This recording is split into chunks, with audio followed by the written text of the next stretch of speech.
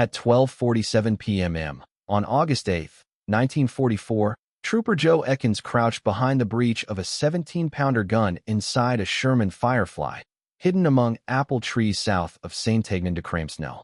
3 Tiger tanks were advancing across open ground 800 yards away. Ekins was 21 years old.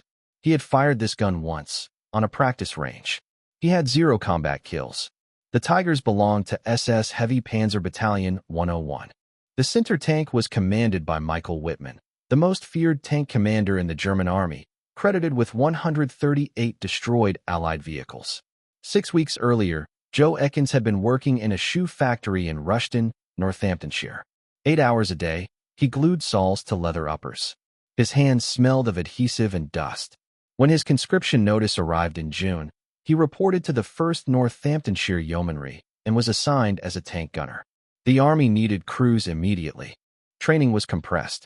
Ekins fired the Firefly's gun exactly 1 time before his unit shipped to Normandy on July 23. Now he was staring at Tigers. Operation Total Eyes had begun 14 hours earlier. British and Canadian forces advanced south of Caen under cover of darkness, while heavy bombers dropped thousands of tons of explosives onto German positions. By dawn on August 8, a squadron had reached Saint-Aignan. B Squadron remained inside the village. A and C squadrons pushed south into the woods known as Del de la Roque. The woods offered concealment, but almost no visibility.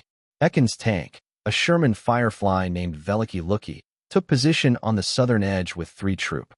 From there, they overlooked Route Nationale 158, the main road between Caen and Falaise. If German armor counterattacked, it would come down that road. Sergeant Douglas Gordon, Ekins' commander, backed the Firefly behind a row of apple trees. The long barrel pushed through branches. The rest of the tank disappeared into shadow. A standard Sherman carried a 75mm gun.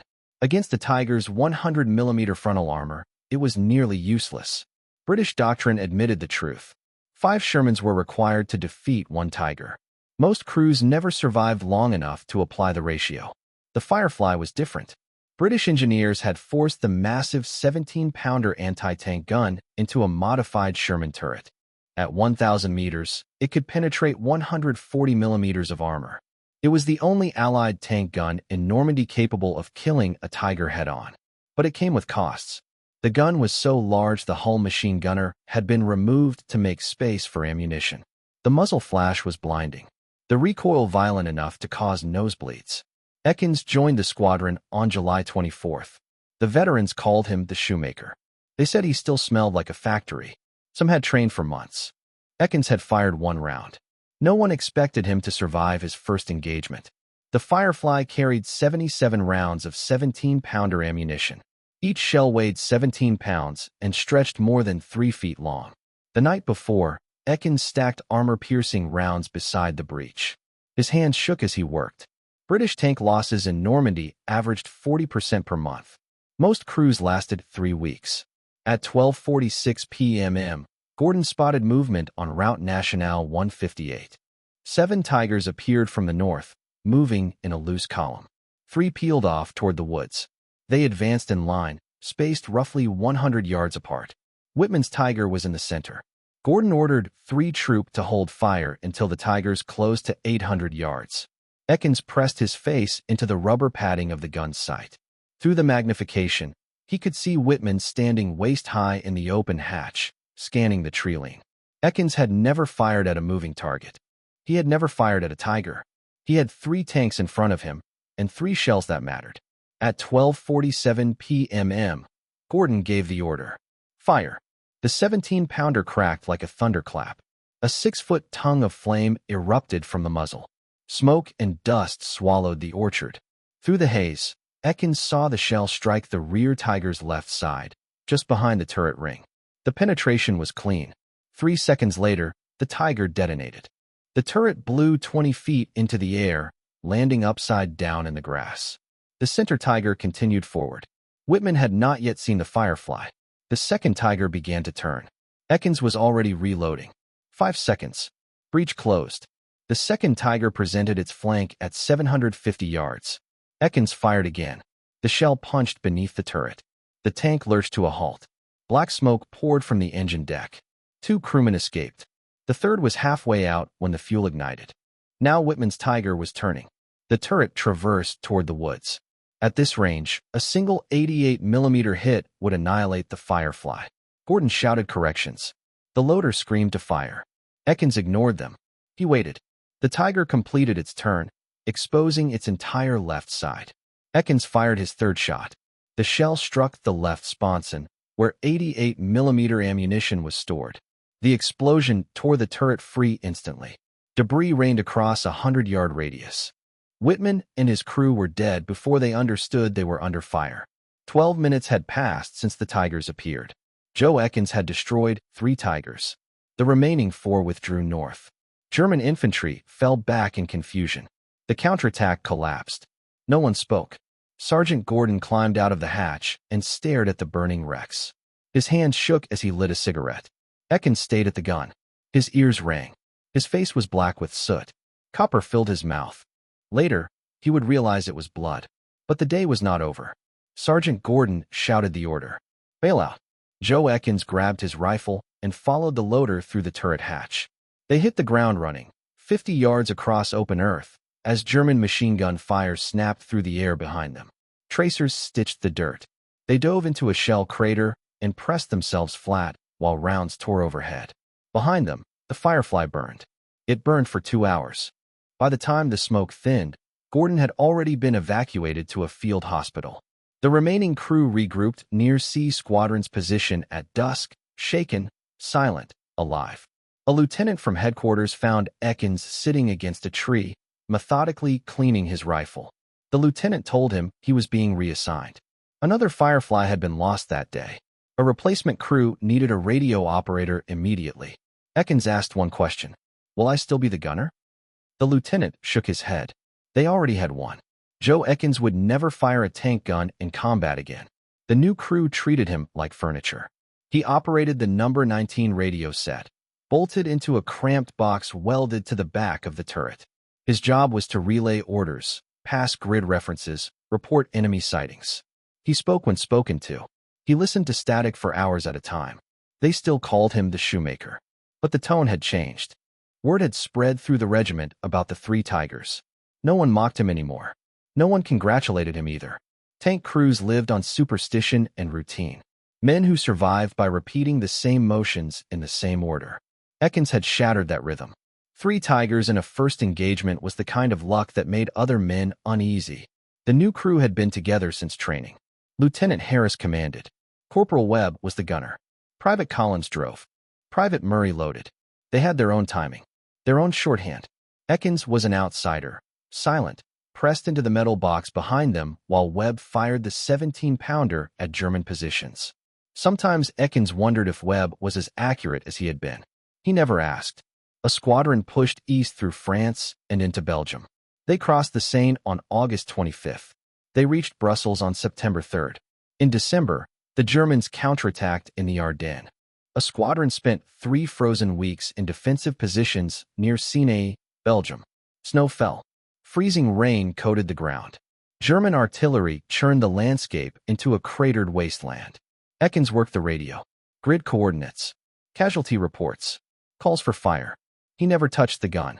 At the time, Michael Whitman was officially listed as missing in action. German records recorded his disappearance on August 8, 1944. His Tiger remained where it had died, buried beneath debris and earth. It would stay that way for 39 years. In 1983, French road construction crews uncovered human remains and armored wreckage near Gomsnell. The Volksbund Deutsche Kriegsgraberversorgung, Germany's War Graves Commission, excavated the site. They found identification tags. Dental records confirmed the truth. Whitman had been dead since Normandy. Before his death, Whitman had been promoted to SS Hauptsturmführer. He commanded a company of SS Heavy Panzer Battalion 101 and was credited with 138 destroyed Allied tanks and more than 130 anti-tank guns, most of them on the Eastern Front. German propaganda had turned him into a symbol. Newsreels showed him receiving the Knight's Cross from Adolf Hitler himself. Newspapers called him the Black Baron. His most famous action came on June 13, 1944, near Villers-Bocage. where his Tiger ambushed elements of the British 7th Armored Division. In 15 minutes, he destroyed tanks, half-tracks, and guns, halting the Allied advance for days. After Villers-Bocage, Allied intelligence briefed tank crews on one fact. If you encountered Whitman, survival odds dropped to near zero. Joe Ekins never knew his name. The regimental war diary recorded the action near Saint-Tegnin-de-Crames-Nil simply. 3 Tiger tanks destroyed. Turret numbers, 312, 007, 314. Kills credited to 3 Troop, a squadron. Gunner, Trooper J. Ekins. No names. No legends. Just wrecks. After the war ended in May 1945, Ekins returned to England. The 1st Northamptonshire Yeomanry was demobilized the following year. He went back to Rushton, back to the same shoe factory. He married a woman he had met during training, attended night school, earned a management certificate. Within 4 years, he was a supervisor. Within 10, he ran the factory. He worked there for 34 years. No one asked about the war. When they did, he said he had served in Normandy and changed the subject. The story stayed buried for 4 decades.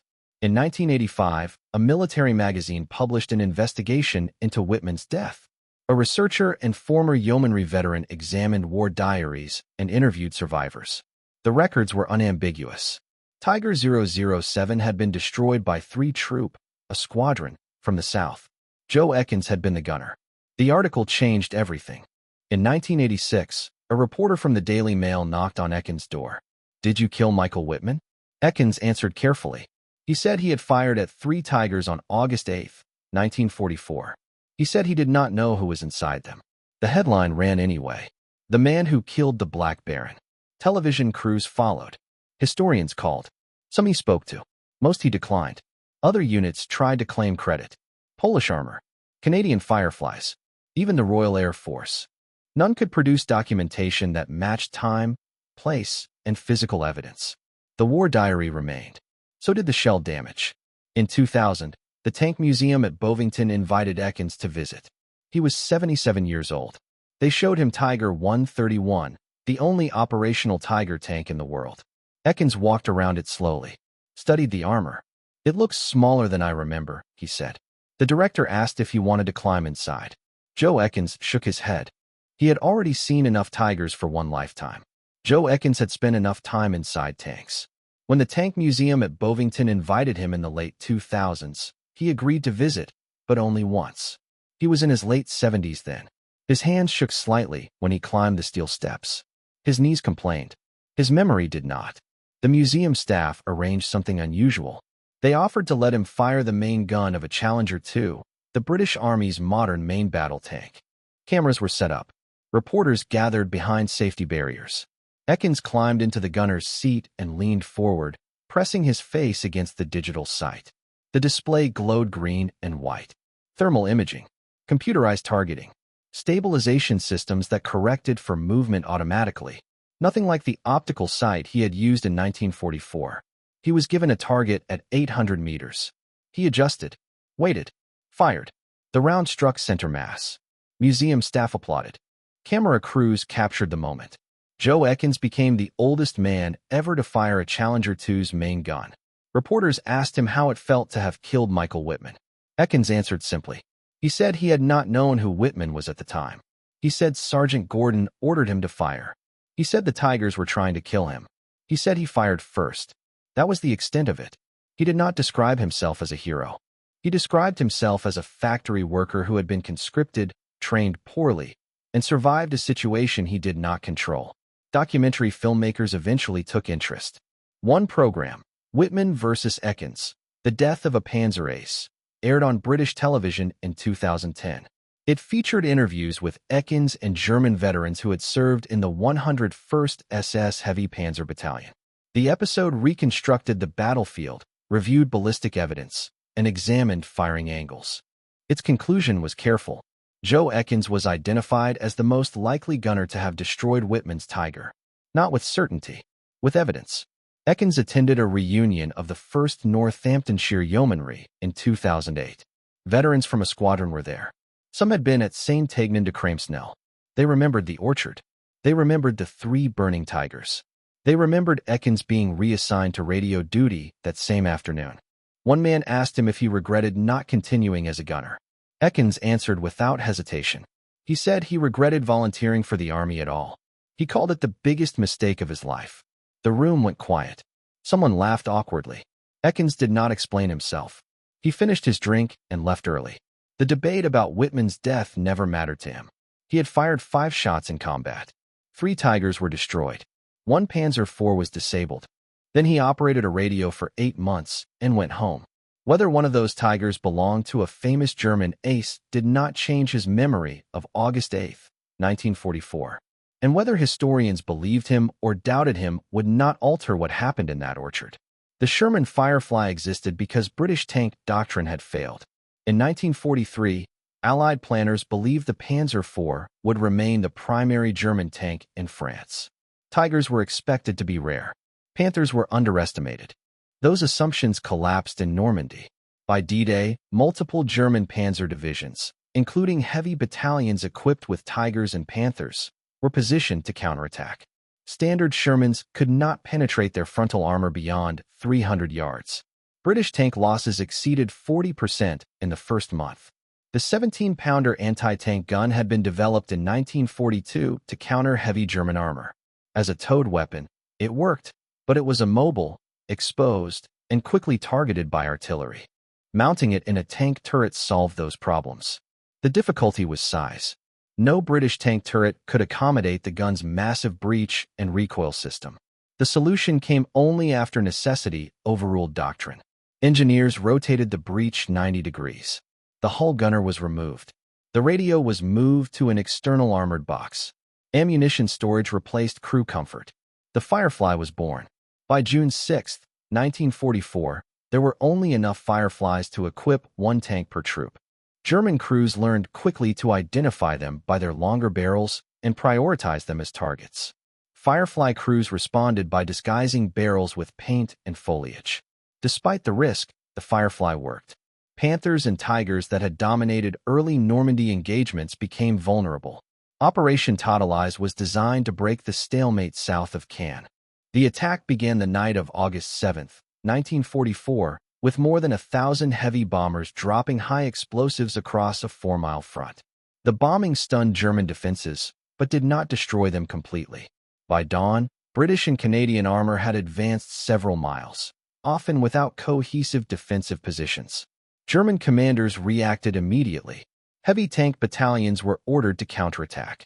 Whitman received his orders shortly before midday. His briefing described British Shermans ahead. It did not mention Fireflies. He advanced north along Route Nationale 158 expecting familiar results. He did not know 3 Fireflies were waiting in an orchard to his south. Sergeant Gordon chose the position deliberately to force the Tigers to expose their flanks. Ekins had clear shots at the weakest armor sections. What neither man knew was that the engagement would be studied for decades. That gunnery instructors would analyze the shots. That ballistic experts would examine penetration angles. That documentaries would recreate the scene frame by frame. And that millions would watch videos about the 12 minutes that ended the career of Germany's most decorated tank ace, at the hands of a 21-year-old shoemaker who had fired a 17-pounder exactly once before that day. The Tiger tank weighed 60 tons and cost Germany enormous resources. It required specialized transport, constant maintenance, and rare spare parts. Recovery vehicles struggled to tow it. Mechanical failures were frequent. It was powerful. It was feared. And on August 8, 1944, it was destroyed in seconds. German doctrine envisioned the Tiger tank as the decisive instrument of armored warfare. In practice, it was an overburdened machine operating beyond the limits of its own design.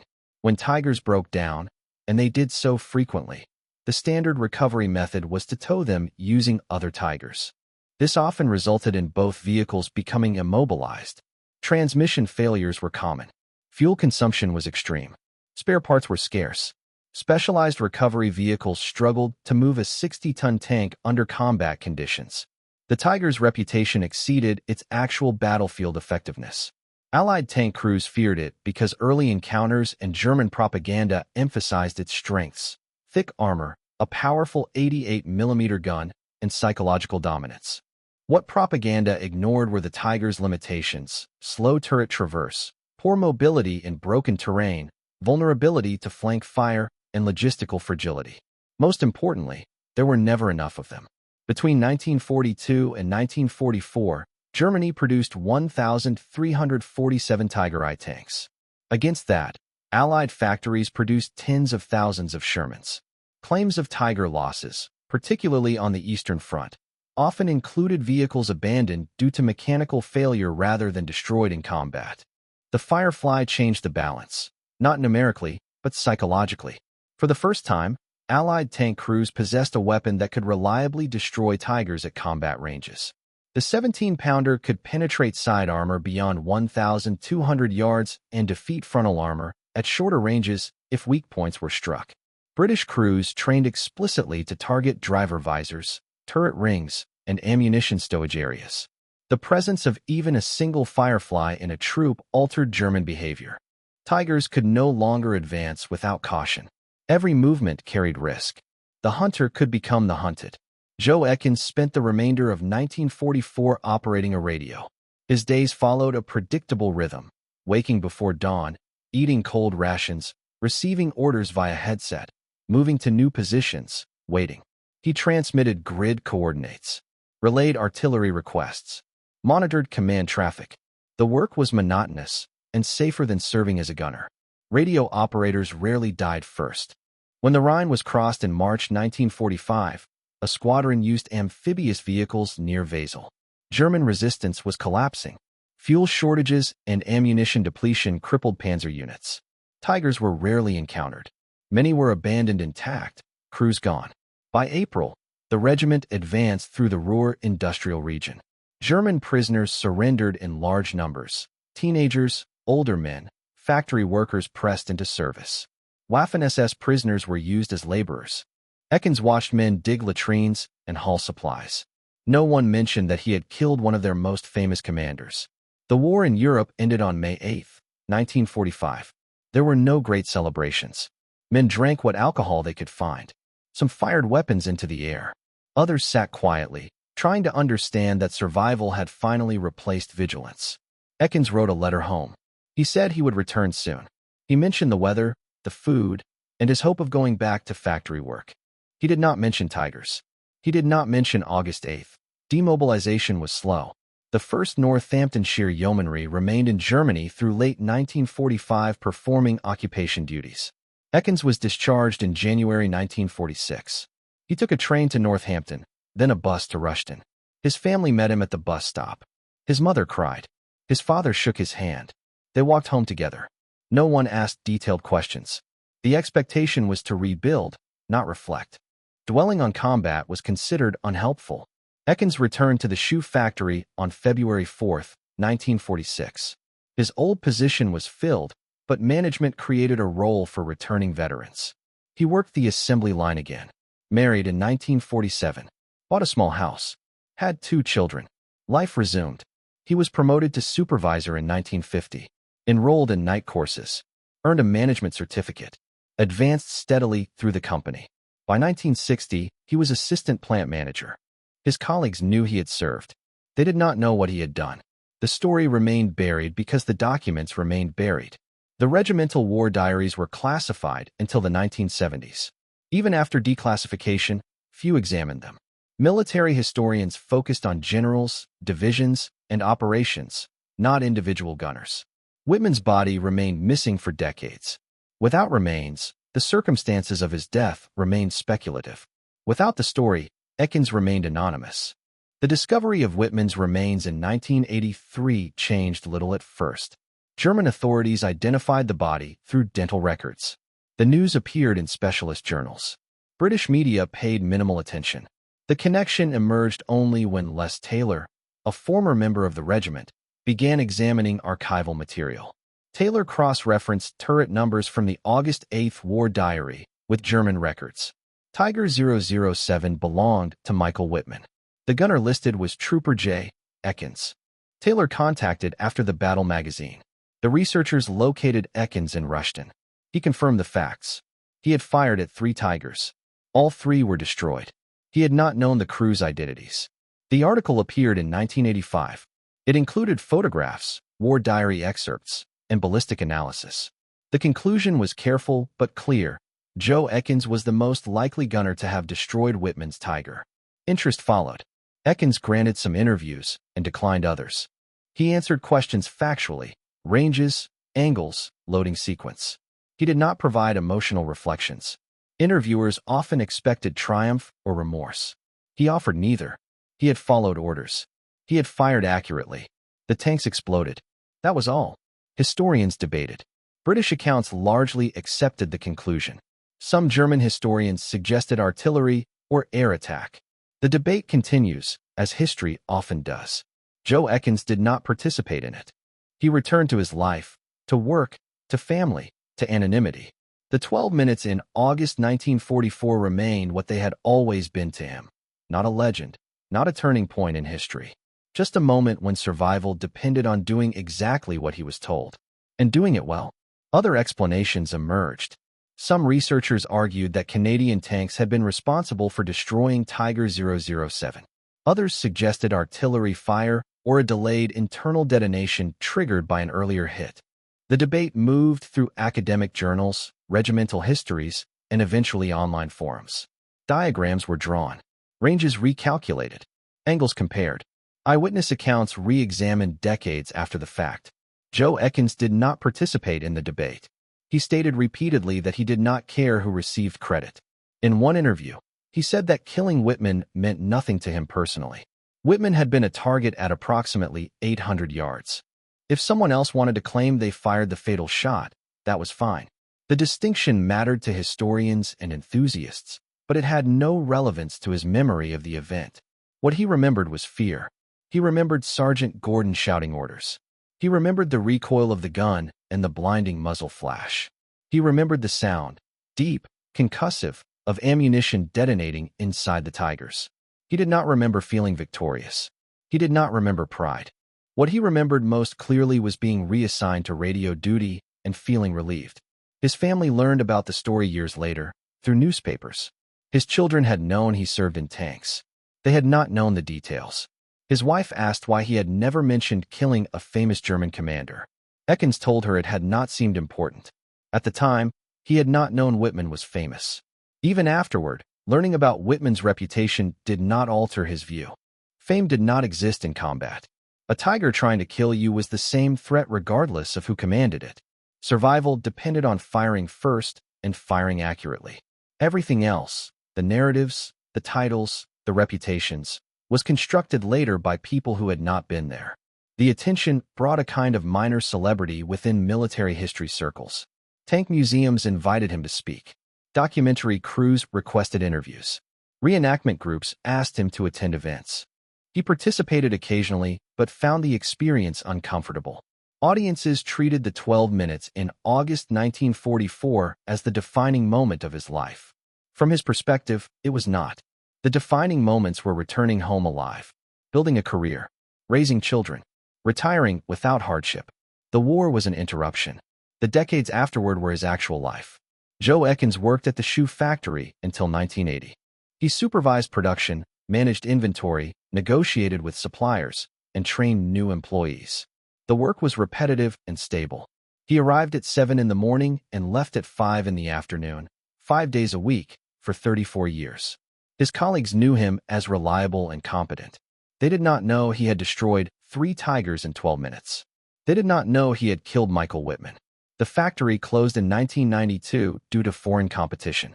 By then, Ekins had been retired for 12 years. Retirement was quiet. He gardened, watched television, attended family gatherings. His wife handled most social obligations. His grandchildren knew him as patient and reserved. He taught them card games, told stories about growing up in Rushden before the war. He did not talk about Normandy unless asked directly. When asked, his answers were brief. Yes, he had been in tanks. Yes, he had seen combat. No, he did not want to discuss details. The Tank Museum at Bovington invited him again in 2008. They were filming a documentary series featuring World War II veterans. Ekins agreed. The interview took place beside Tiger 131, the restored Tiger tank. He stood next to it for 2 hours, answering questions. When asked about fear, he said everyone was terrified all the time. When asked about skill, he said he had fired one practice round and gotten lucky. When asked if he felt like a hero, he said no. Heroes, he said, were men who died trying to save others. He had fired a gun to avoid being killed. That was survival, not heroism. The museum later created an exhibit about the engagement near Estingen de Kramsnell. It included photographs, a scale model of the battlefield, and excerpts from the war diary. A placard identified Ekins as the gunner who destroyed 3 Tigers, including Whitman's. The exhibit remained on display until 2015. Thousands of visitors saw it. Most forgot his name within days. Ekins' health declined after 2009. Heart problems required medication. His mobility decreased. He stopped attending reunions. The Tank Museum continued sending letters. He replied politely, but declined most invitations. His wife handled correspondence and told staff he appreciated their interest but preferred to stay home. His final interview took place in 2011. A military historian visited his house to record details for a book on Sherman Firefly operations. Ekins was 88 years old. His memory of the war remained precise. He described terrain, ranges, timing, and firing sequences accurately. When asked if he had regrets about his service, he gave the same answer he always had. Volunteering had been the biggest mistake of his life. He would have preferred to stay at the factory. When asked if he felt proud of killing Whitman, he said pride was the wrong word. He had done what he was trained to do. The outcome depended on circumstances beyond his control. Joe Ekins died on February 1, 2012, at the age of 88. Local newspapers reported his death. Military history publications noted it as well. Obituaries described him as the tank gunner who killed Michael Whitman. Veterans organizations published tributes. The Tank Museum posted a memorial on its website. His family held a private funeral. He was cremated. No military honors were requested. The debate over Whitman's death continues. New researchers periodically re-examine the evidence. Some argue for Canadian involvement. Others suggest artillery fire. Attribution in chaotic combat remains uncertain. Multiple tanks were firing. Multiple rounds struck German armor. Absolute certainty is impossible. What remains certain is this. Joe Ekins worked in a shoe factory. He was conscripted. He was trained minimally. He destroyed 4 German tanks on his first day of combat. He then operated a radio for 8 months. He returned home and worked in a factory for 34 more years. His story was buried for 41 years. When it emerged, he treated it as a historical curiosity rather than a personal achievement. He lived 88 years. 12 minutes of those years made him historically significant. The remaining 87 years and 364 days were spent as an ordinary man doing ordinary work. And from his perspective, those were the years that mattered most.